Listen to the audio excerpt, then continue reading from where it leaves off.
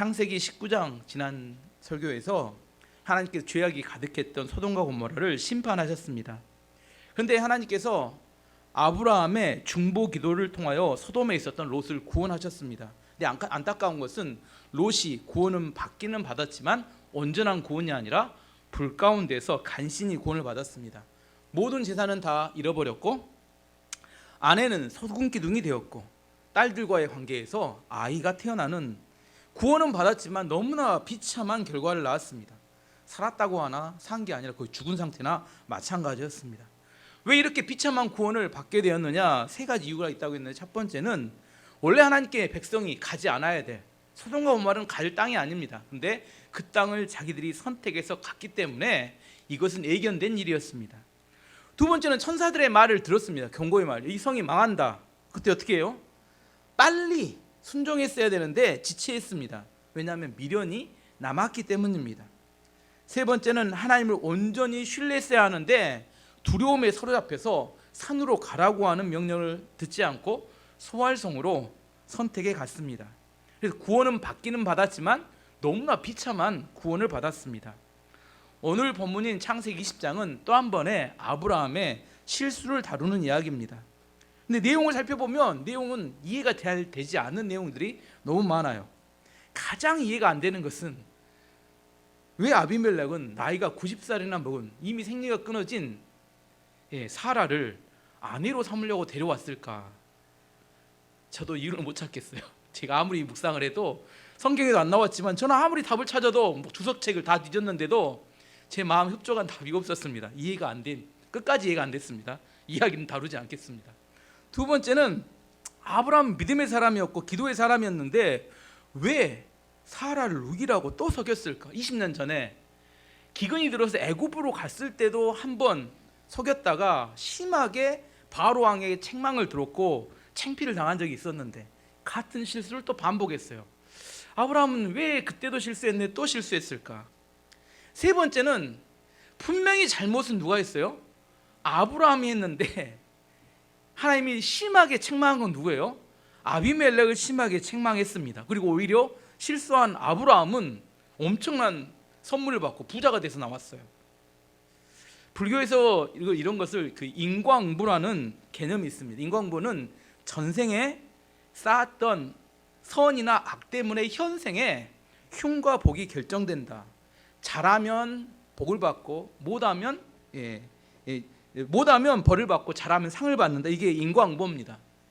인과응보로 대입하면 이건 전혀 맞지가 않아요. 잘한 사람, 잘못한 사람은 상을 받았고 아무런 죄가 없는 사람은 심하게 책망을 받았어요. 이걸 뭐라고 합니까? 이걸 은혜라고 합니다. 은혜라고요. 오늘 전체 주제는 우리의 실수보다 훨씬 큰 하나님의 은혜에 대해서 이야기하려고 합니다. 아브라함이 가나안 땅에 이주해서 오랫동안 살았던 땅은 헤브론 땅입니다. 헤브론에 있는 마므레라는 사람의 땅에 정착해서 20년 동안 정착해 있었습니다. 그리고 이번에 20년 만에 이동했습니다. 지도 한번 봐보면 저기 제가 동그라미 쳐놨는데 헤브론 찾으셨어요? 동그라미 쳤는데 헤브론 있고 사해 아래쪽에 뭐가 있냐면 저기가 소돔 고모라가 저쪽에 있었습니다. 그다음 곧 이동해 갈 그랄이 저 뒤쪽에 있습니다. 블레셋 땅인데 뒤에 다음 그림 보면 블레셋 아까 사해 보이시고 블레셋이 좀 더 붉은 땅으로 블레셋이라 그랄 땅은 그 당시에 블레셋이 왕이 지배하고 있는 땅이었습니다. 됐습니다.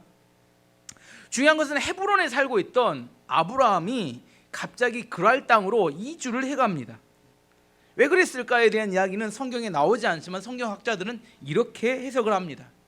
소돔과 고모라에 불심판이 내려져서 소돔과 고모라 주변에 있는 모든 목초지들이 다 영향을 받았을 것이다, 이렇게 생각합니다. 20년 동안 그곳에 머물렀는데 목초지가 부족하게 되니까 좀 더 멀리 있는 블레셋 땅에 있는 그랄 지역으로 새로운 목초지를 찾아서 이주했을 걸로 추정합니다. 근데 문제는 그랄 땅은 가나안 땅이 아니라 블레셋 사람들의 땅이었다는 겁니다. 하나님께서 아브라함을 부르신 다음에 하나님께 머물라고 명령하신 땅은 어떤 땅이에요? 가나안 땅입니다. 창세기 20장에서도 기근이 들었을 때 기근을 피하기 위해서 아브라함이 애굽 땅으로 내려가죠. 거기서 또 아내를 누이라고 속이게 돼서 큰 문제가 발생합니다. 이번에도 아브라함은 목초지를 얻기 위해서 그랄 땅으로 내려갔다가 큰 어려움을 당하게 됩니다. 1절 2절 말씀 다시 살펴보면 아브라함은 헤브론을 떠나 남쪽 네게브 지방으로 옮겨가고 가데스와 술 사이에 살았습니다. 그 뒤에 아브라함은 또 그랄로 옮겨갔습니다. 아브라함은 그곳 사람들에게 자기 아내 사라를 누이라고 말했습니다. 그랄에 아비멜렉 왕이 그 이야기를 듣고 종들을 보내어 사라를 데려오게 했습니다. 블레셋 왕의 이름은 아비멜렉인데 아비멜렉은 뜻은 아비가 아비입니다. 실제 멜렉은 왕이에요. 아버지가 왕이다 이런 뜻인데 아버지가 왕이면 뭐예요? 나도 왕이고 내 자식도 왕이고. 사실 애굽 왕의 이름은 뭐예요? 애굽 왕의 이름은 뭐라고 해요? 바로라고 하죠. 이것은 한 사람이 아니라 왕 이름이 바로입니다. 블레셋 왕의 이름은 뭐예요? 아비멜렉입니다. 아비멜렉은 특정한 한 사람이 아니라 어떤 사람이 아니라 그냥 블레셋 왕들은 전부 다 뭐예요? 누구누구 아비멜렉 이렇게 부릅니다. 그래서 성경에 여러 곳에 아비멜렉이 나오는데 뭐 몇백 년 전에 또 살았다 또 살고 막 이런 게 아니라 블레셋 왕의 이름은 아비멜렉. 블레셋 왕이구나 이렇게 생각해야 합니다. 예. 어쨌든 블레셋 왕이었던 아비멜렉이 그 사라를 데려왔어요. 사람이 하나님에 대한 믿음이 약해지면 눈에 보기 좋은 곳으로 이동해 가게 됩니다. 롯이 소돔과 고모라 땅이 보기 좋아서 가나안 땅을 떠나 소돔과 고모라로 가죠. 룻기에 보면 룻기의 시어머니였던 나오미는 베들레헴에 기근이 들게 되니까 모압 땅으로 이주해 갑니다. 소돔과 고모라로 갔던 롯은 불심판을 받아서 힘들게 되었고, 모압 땅으로 갔던 나오미는 남편도 죽고 두 아들도 다 죽어버리고 혼자, 며느리들은 자기 친족이 아니니까 며느리만 남게 되죠. 함부로 약속의 땅을 떠나는 건 아닙니다. 하나님께서 아브라함을 부르실 때 했던 약속이 창세기 12장 1절에 나오는데, 여호와께서 아브라함에게 이르시되 너는 너의 고향과 친척과 아버지의 집을 떠나 내가 내게 보여줄 땅으로 가라. 하나님께서 아브라함과 언약의 가장 중요한 기초는 뭐냐면 내가 너에게 약속한 땅으로 가라. 이게 가장 중요한 기초입니다. 이게 하나님과 아브라함 사이의 언약이, 이 언약은 어떤 언약이냐면 하나님과 아담 사이의 언약은 어떤 언약이 있었어요? 동산에 무엇은 먹지 말라? 선악과는 먹지 말라. 이게 하나님과 아담 사이의 언약입니다. 선악과만 안 먹으면 너는 뭐예요? 내가 너를 보호하고 축복해 주겠다는 언약이 있듯이 아브라함도 마찬가지입니다. 어디를 떠나면 안 돼요? 내가 보여줄 그 땅을 떠나지 않는 게 선악과와 똑같은 개념이라는 겁니다. 하나님이 지시하는 땅에 머물러야 했습니다. 아브라함이 믿음이 엄청 좋을 때 창세기 보면 롯을 구하기 위해서 북쪽의 4개의 연합군과 전쟁을 하러 쫓아가서 이기고 롯을 구해옵니다. 롯을 위해서 중보기도 하면 소돔과 고모라에서 롯을 구원했습니다.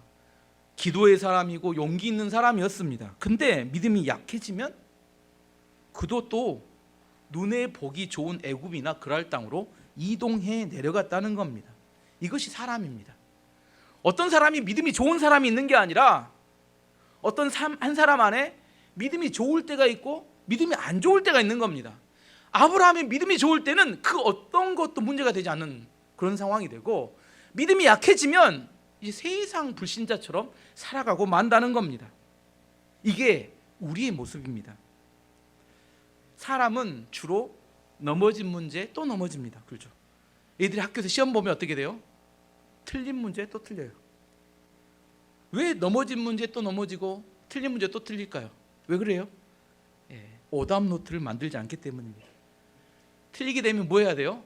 내가 틀린 것에 대해서 자세히 살펴본 다음에 틀리지 않기 위해서는 반드시 정확하게 외우지 않으면 내 머릿속에서 오답이 그대로 남아있어서 또다시 그 문제를 풀면 어떻게 돼요? 또 오답이 내 안에서 나옵니다.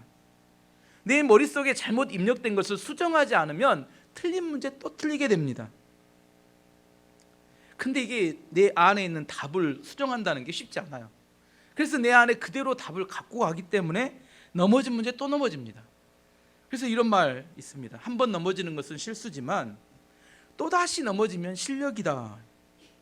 2번, 3번 넘어지면 실력입니다.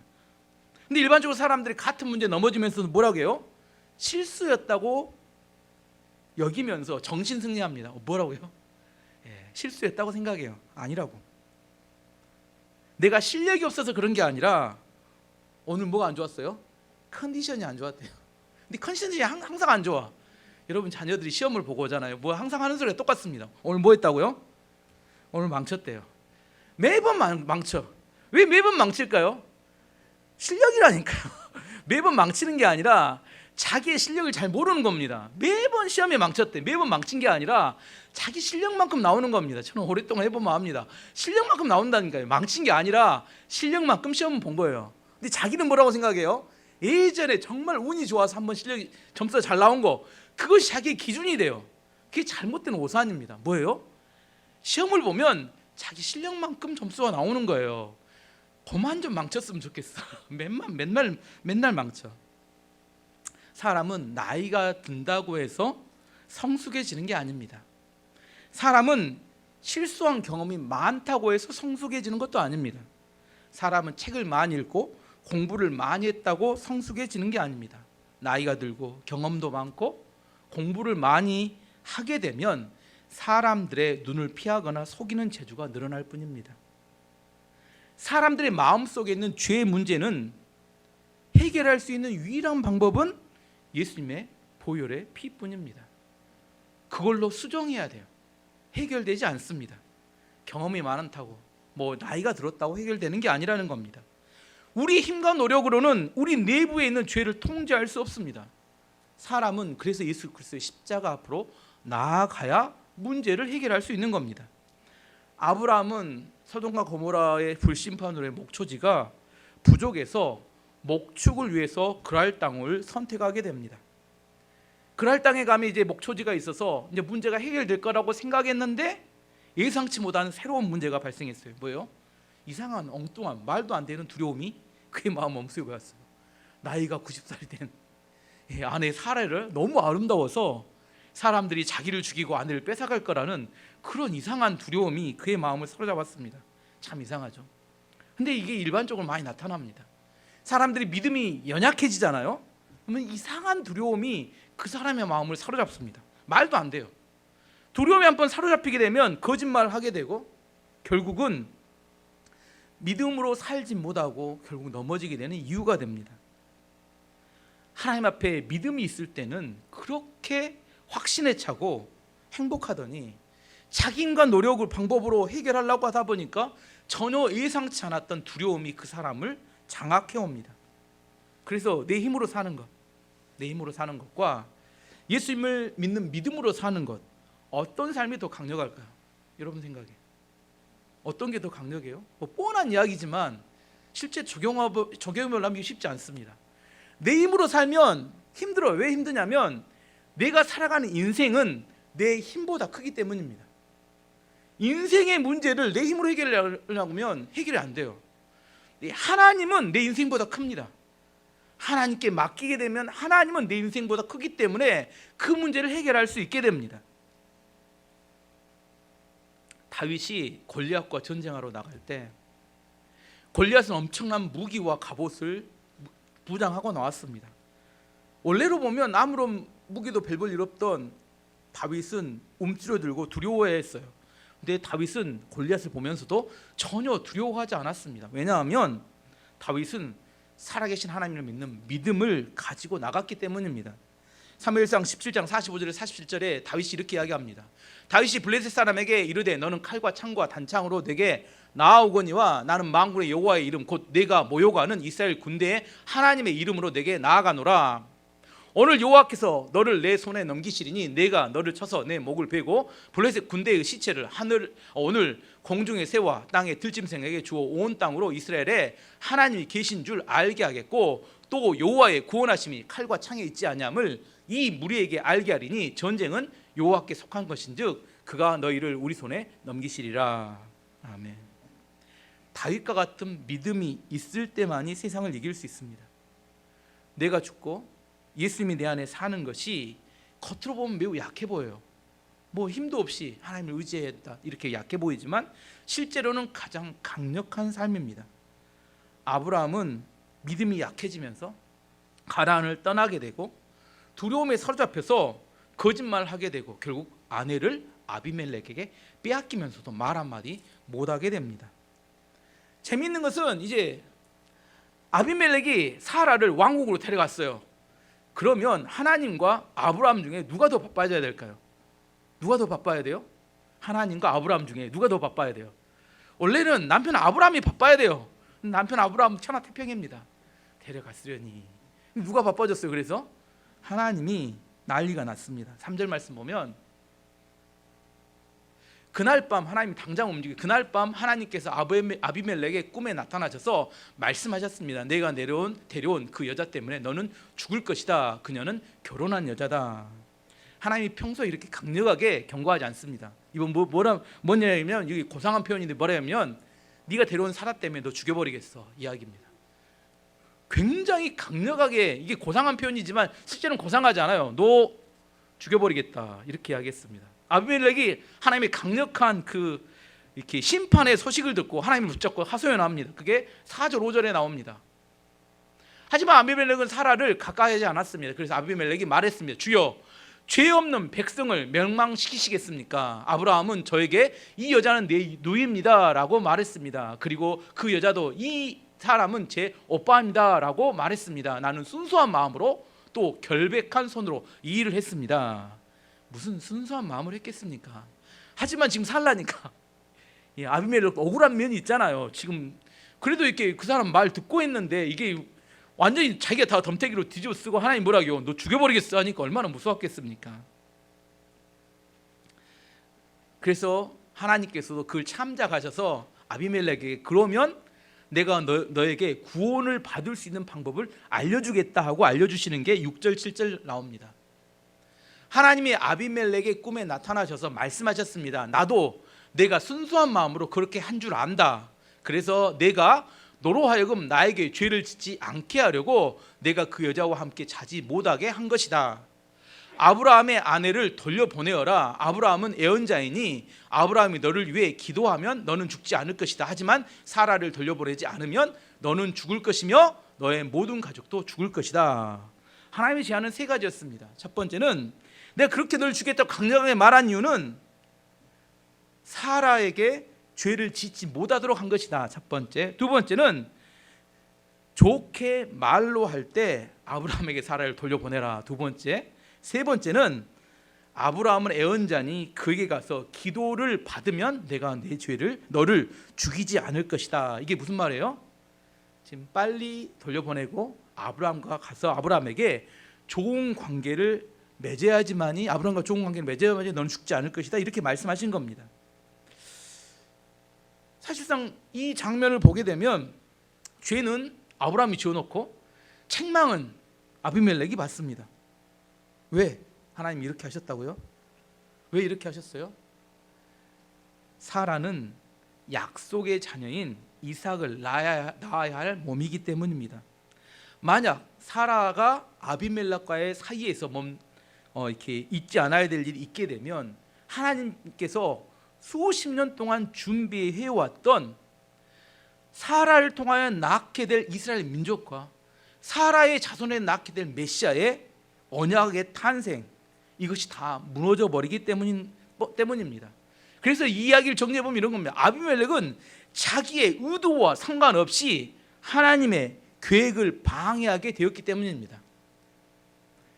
하나님께서 잘잘못을 따지시는 게 아니라 하나님의 구원의 계획을 무너뜨리지 않게 하기 위해서 이 사건에 개입하신 겁니다. 어쩌면 이 사건의 결국 배우는 누구냐면, 아비멜렉을 움직인 배우는 누구냐면 악한 마귀였습니다. 악한 마귀는 아비멜렉을 통해서 하나님의 계획을 무너뜨리기를 원했기 때문입니다. 예수님 때도 마찬가지입니다. 예수님이 탄생하실 때 누가 예수님을 죽이려고 했어요? 헤롯 대왕이 예수님을 죽이려고 베들레헴 지역의 모든 사내 아이들은 다 죽이도록 명령했습니다. 예수님이 십자가를 지실 때도 악한 마귀는 예수님이 십자가를 지지 못하도록 하기 위해서 주변 사람들이 뭐라고 해요? 내가 만약 하나님의 아들이면 네가 너도 구원하고 우리도 구원해봐라, 이렇게 도전을 해요. 화가 나죠. 자존심이 상하고. 능력이 없어서가 아니라, 능력은 있지만 십자가를 져야 되는데 꼭 마귀가 사람들 통해서 뭐라고 해요? 자존심을 건드립니다. 꼭 말투가 이래요. 네가 만약 하나님의 아들이면 이렇게 나오니까 뭐 그걸 이렇게 뭐 신청을 안 해보면 좋은데 그거 듣고 있으면 기분이 나쁘니까 기분이 나빠서 뭔가를 하고 싶은 마음이 들어갑니다. 이게 뭐예요? 악한 마귀가 사람들을 통해서 역사하는 방법입니다. 악한 마귀는 의도적으로 하나님의 구원의 계획을 무너뜨리기를 원했고, 하나님께서는 구원의 계획이 무너지지 않도록 하기 위해서 아비멜렉을 저지하셨습니다. 아주 결정적인 순간에 하나님께서 그의 아브라함의 삶에 개입하신 겁니다. 어쨌든 하나님께서 아비멜렉에 나타나서 꿈에 말씀하신 걸 통하여 마귀의 전략을 무너뜨리신 겁니다. 그럼 다른 측면을 좀 살펴보면, 아브라함과 사라 측면을 살펴보면 하나님께서 실수가 많았던 아브라함과 사라를 지키신 이유가 뭐냐? 아브라함 입장에서, 아브라함이나 사라 입장에서 왜 하나님께서 아브라함과 사라를 지키셨을까? 그 이유는 아브라함과 사라가 하나님의 사명을 품고 있었기 때문입니다. 잘해서가 아니라 하나님의 약속, 이삭이라는 약속의 자녀를 태어나게 하기 위해서 그 사명을 맡고 있는 아브라함과 사라를 하나님께서 지키시고 축복하신 겁니다. 우리는 생각할 때 우리에게 하나님 사명을 맡기시잖아요. 혹시 여러분도 하나님께 주신 사명이 있습니까?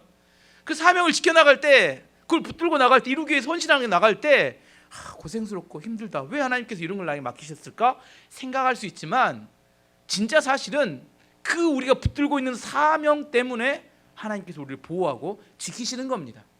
왜냐하면 그 사명을 이루어야 되기 때문입니다. 지금까지 새 생명이 보존된 이유는 딱 한 가지입니다. 아직 미션이 끝나지 않았기 때문입니다. 이게 사명자의 축복입니다. 하나님께서 여러분에게 맡기신 사명을 귀하게 여길 줄 알아야 합니다. 왜냐하면 그 사명 때문에 하나님이 여러분을 축복하시는 이유가 되기 때문입니다. 그렇지 않다면 우리를 축복하실 이유가 없어요. 아브라함이 아비멜렉보다 더 선했느냐? 그렇지 않다는 겁니다. 아브라함이 실수가 많고 죄가 많은데 하나님이 아브라함을 축복하신 이유는 그가 하나님의 사명을 붙들고 있었기 때문입니다. 어쨌든 하나님께서 아비멜렉에게 경고하셨고 말씀하셨을 때 다음날 아비멜렉이 누구를 불러요? 아브라함을 불러드립니다. 그리고 아브라함에게 따졌습니다. 9절 10절 말씀 보면 아비멜렉이 아브라함을 불러서 말했습니다. 왜 우리에게 이런 일을 했소? 내가 그대에게 무슨 잘못을 했기에 나와 내 나라에 이런 큰 죄를 불러들이려 했소? 그대는 나에게 해서는 안 될 일을 했소. 아비멜렉이 또 아브라함에게 말했습니다. 그대는 무슨 생각으로 이런 일을 했소? 정리해 보면 같은 말만 반복합니다. 아비멜렉이 아브라함이 같은 말을 계속 반복해. 왜 그럴까요? 지금 흥분하고 화가 났다는 이야기입니다. 근데 아브라함은 아비멜렉이 질문에 뭐라고 대답해요? 바보처럼 숨김없이 다 이야기합니다. 11절에 13절 이야기를 읽어보면 아브라함이 대답했습니다. 나는 이곳 사람들이 아무도 하나님을 두려워하지 않으므로 사라를 빼앗으려고 누군가가 나를 죽일 것이라고 생각했습니다. 그리고 실제로 사라는 나의 아버지의 딸로서 나의 누이 동생이지만 어머니가 다르므로 나의 아내가 되었습니다. 사라와 나는 어머니만 다르고 아버지는 같습니다. 하나님께서 나를 내 아버지의 집을 떠나 여러 나라로 다니게 하셨을 때 나는 사라에게 내 말을 들어주시오. 우리가 어디로 가든 사람들에게 내가 당신의 오빠라고 말하시오. 그것이 나를 위하는 길이오 라고 말했습니다. 내용은 세 가지입니다.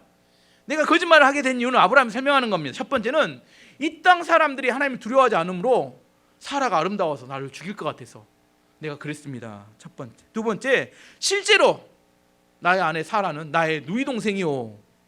세 번째, 내가 그래서 이 땅에 오면서 사라에게 부탁했어. 나를 오빠라고 불러달라고. 이거 다 모아보면 뭐예요? 나는 바보 쪼답니다. 그런 이야기. 어떻게 이런 남자를 믿고 살겠어요? 이거 바보 쪼답니다. 이런 이야기죠. 이게 변명도 아니고 뭣도 아니고 왜 이런 이야기를 하는지 저는 이해를 못하겠어요. 아브라함은 한마디로 비겁하기 짝이 없는 사람입니다. 뭔 말이에요? 내 목숨 하나 살리려고 아내를 사지로 내몰았습니다. 이런 이야기입니다. 제가 아무리 묵상해도 이건 아니지 않느냐. 사람이 뭐 있어요? 믿음이 없으면 뭐라도 있어야 돼요? 의리라도 있어야 되는데 이건 뭐 믿음도 없고 의리도 없고 최소한 같이 살아온 기간만큼이라도 사람에 대한 애정이 있으면 이렇게는 하지 않을까. 그래서 제가 생각에 적어놨습니다. 아브라함 이꼴 함량 미달. 이건 뭐 도저히 아무리 생각해도 남편으로서는 이거 안 되겠다. 근데 여기서 이제 결국 중요한 묵상이 나오는데 하나님께서는 이 함량미달의 아브라함을 왜 믿음의 조상으로 선택하셨을까? 이게 중요한 오늘의 질문입니다. 인간적으로 생각했을 때는 도저히 매력도 없고 가치도 없는데 왜 하나님께서는 이런 사람을 들어서 쓰시는 걸까? 제가 여러분한테 물어볼게요. 여러분이 만약 여러분과 함께 일할 동역자를 뽑는다면, 아니면 여러분 사업체 직원을 뽑는다면 어떤 사람을 뽑겠습니까? 첫 번째, 좋은 명문대학을 나온 사람. 두 번째, 머리가 아주 뛰어나고 명석한 사람. 세 번째, 성격이 아주 좋은 사람. 네 번째, 능력이 뛰어난 사람. 다섯 번째, 얼굴이 매우 잘생긴 사람. 여섯 번째, 집안이 매우 좋은 사람. 점점점. 여러분 어떤 사람 선택하시겠어요? 하나님은 우리보다 훨씬 더 지혜로우신 분인데 왜 아브라함 같은 이런 쪼다 바보를 믿음의 조상으로 선택하셨을까? 그렇게 생각 안 해보세요? 아브라함 똑똑하지도 않고 능력도 많지도 않고 잘생긴 것도 아니고 나이가 들었고 젊지도 않습니다. 집안이 좋은 것도 아니고 우상 숭배, 우상 만들던 집안입니다. 의리가 있는 것도 아니고 아무리 생각해도 어렵습니다. 왜 아브라함을 선택하셨을까? 여기서 이 문제를 풀어야 사실 하나님께서 어떤 사람을 선택하셔서 자기의 사람을 쓰시는지를 이해할 수 있게 됩니다. 하나님께서, 예수님께서 가장 신약시대에 싫어했던 사람의 분류가 있다면 첫 번째는 뭐예요? 바리새인들이에요. 바리새인들. 왜 하나님께서, 예수님께서 바리새인들을 그렇게 싫어하셨을까? 이 독사의 새끼들, 회칠한 무덤아 이렇게 욕하셨죠. 욕하신 겁니다. 사실은 왜 그랬어요? 그들의 가장 큰 문제는 자기의로 안이 가득 채워졌다는 겁니다. 그래서 하나님께 돌아갈 영광을 누가 가로채요? 자기가 다 가로채고 자기들이 가로챕니다. 하나님께 가야 될 영광을 자기들이 가로채서 자기의가 가득한 사람들이었어요. 그러면 바리새인들과 정반대의 사람은 어떤 사람이냐면 자기의가 전혀 없는 죄인들입니다. 이미 드러난 죄인들. 드러낼 공로가 별로 없어요. 물어보면 다 은혜지요 이렇게 대답합니다. 왜 하나님께서 이런 사람들을 들어서 선택해서 사용하실까? 능력과 권세는 하나님께 나오기 때문입니다. 우리에게 하나님께 쓰임받기에 합당한 사람은 능력과 권세의 온전한 통로가 되는 게 필요한 겁니다. 자기가 중간에 끼어들면, 자기 것으로 끼어들면 문제가 발생합니다. 온전한 통로가 돼야 돼요. 하나님의 권세와 능력이 나를 통해서 그냥 통과돼야 합니다. 그런데 자기의가 많은 사람들은 자기 것으로 섞어버립니다. 그리고 나중에 자기의 영광을, 하나님의 영광을 가로챕니다.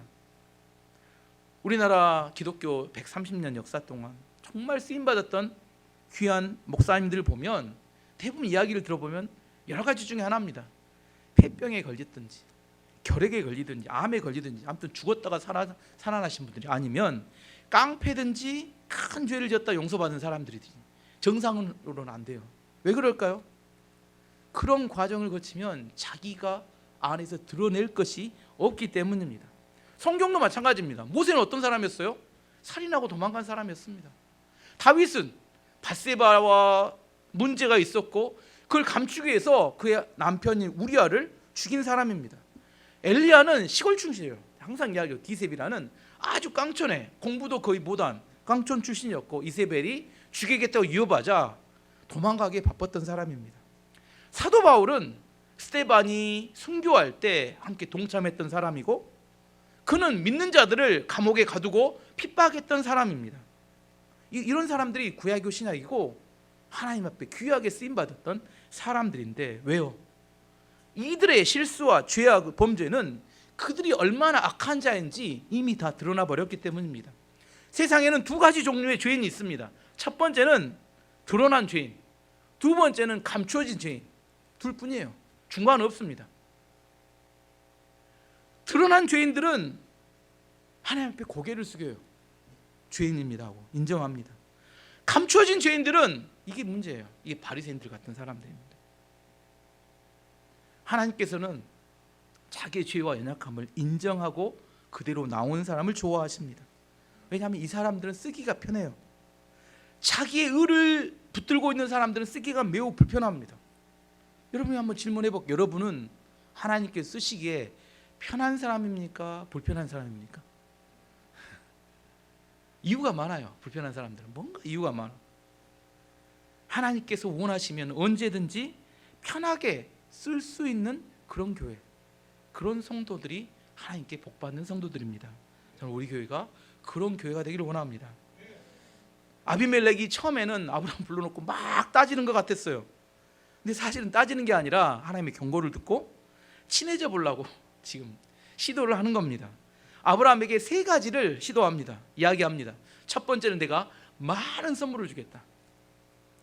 두 번째는 블레셋 땅이 넓은데 네가 원하는 곳은 어디든지 정착해도 좋다. 두 번째. 세 번째는 나와 우리 가정을 위해서 기도 좀 해줬으면 좋겠다. 이렇게 이야기합니다. 14절에 16절 말씀 보면 아비멜렉이 아브라함에게 양떼와 소떼와 남종과 여종을 주었습니다. 아비멜렉은 아브라함의 아내 사레도 아브라함에게 돌려보냈습니다. 아비멜렉이 말했습니다. 내 땅을 둘러보고 어디든 그대 마음에 드는 곳이 있으면 거기에서 살아도 좋소. 아비멜렉이 사라에게 말했습니다. 그대의 오빠에게 은 1000세겔을 주었소. 그것은 사람들 앞에서 그대가 깨끗한 사람임을 증명해 줄 것이요, 모든 사람들 앞에서 그대가 아무런 잘못이 없다는 것이 확실해질 것이요. 소떼, 양떼, 남종, 여종, 은 1000세겔, 은 30세겔이 한 노예의 가격입니다. 노예 30명 가격. 돈도 많이 주고 소떼, 양떼. 아브라함은 전혀 지금 상황을 모르죠. 아브라함은 지금 꿈꾼 것도 아니고 한 번도 들어보지 못했는데 야단 맞을까 하고 갔다가 뭐만 받았어요? 선물만 엄청 받으니까 어리둥절하죠. 아브라함 이상합니다. 잘못 한 번 하고 나면 부자가 돼요. 참 이상한 일입니다. 실수를 딱 했는데 실수하고 끝나고 나면 부자가 돼서 나와요. 애굽에서도 실수했고 이번에도 마찬가지였습니다. 이걸 뭐라고 한다고요? 이걸 은혜라고 합니다. 이유가 없어요. 하나님이 일방적으로 쏟아 부어주는 겁니다. 아브라함이 아비멜렉의 요청대로 아비멜렉의 집안을 위해서 중보기도 해줬습니다. 17절 18절 보면 아브라함이 하나님께 기도드렸습니다. 그래서 하나님께서 아비멜렉과 그의 아내와 그의 여종들의 병을 고쳐주셨습니다. 그들은 이제 아이를 가질 수 있게 되었습니다. 여호와께서 전에 아비멜렉이 아브라함의 아내 사라를 데려간 것 때문에 아비멜렉 집안의 모든 여자들이 아이를 낳을 수 없도록 만드셨습니다. 이 마지막 기도와 기도 응답을 통해서 몇 가지 사실을 알게 되는데, 하나님께서 아브라함의 기도를 들으시고 그 집안의 여자들의 불임을 치료해 주셨습니다. 여기서 한 가지 알게 된 것은 아비멜렉이 사라를 데려갔을 때부터 아비멜렉의 집안의 모든 여자들은 태문이 닫혀져 버렸다는 겁니다. 왜?